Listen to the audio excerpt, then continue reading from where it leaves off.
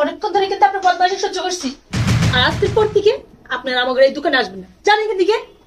আচ্ছা কাকা ঠিক আছে, খুব সুন্দর করে পান বানাই দিচ্ছি, দাঁড়ান।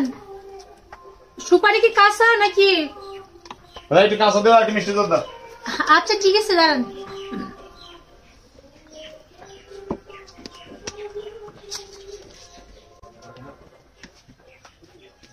এই তো মিষ্টি দাও।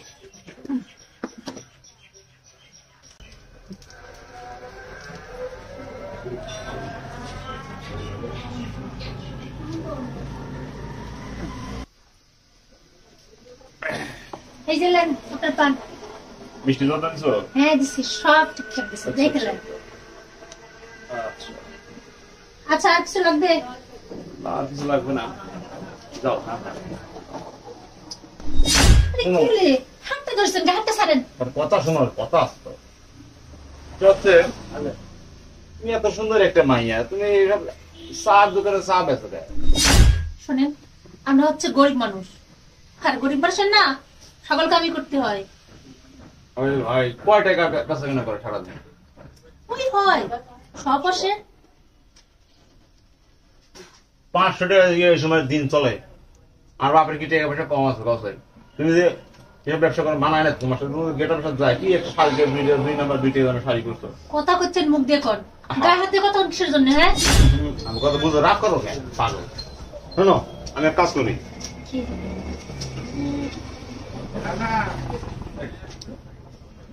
এক কাজ কর, তুমি 1000 টাকা রাখো।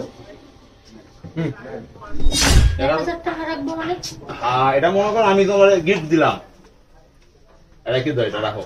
আরে আমি আপনার টাকা কিসের জন্য নেব? হ্যাঁ বুঝতেছো না, তুমি রাখতে দাও, সমস্যা নেই। আরে রাখেন তো আপনি, এটা গিফট হিসাবে রাখো পাগল, তুমি খুশি হয়ে দিয়েছি।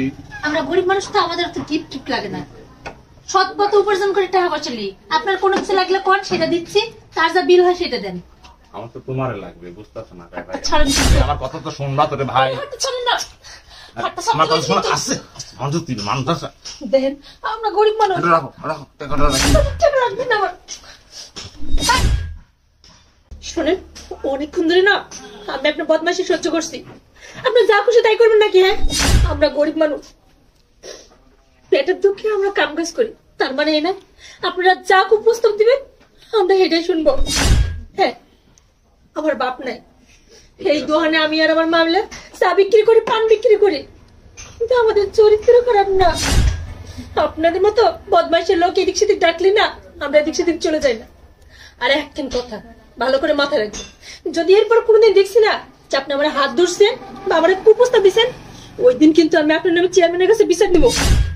আর আজকের পর থেকে আপনার আমাদের এই দোকানে আসবেন না, জানেন এখান থেকে।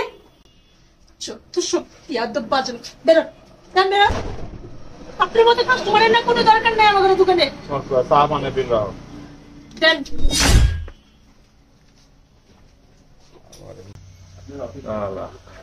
থাপ্পড় খায় না, ভালো করবি আছে বললাম যে 1000 টাকা পাই তো 10 মিনিটের লাগি। বাবা গরিব মানুষ মানুষের এই লাগে। এই যে ভাই দাঁড়ান, এই যে আপনার 10 টাকা লাগবে না, 10 টাকা দাও।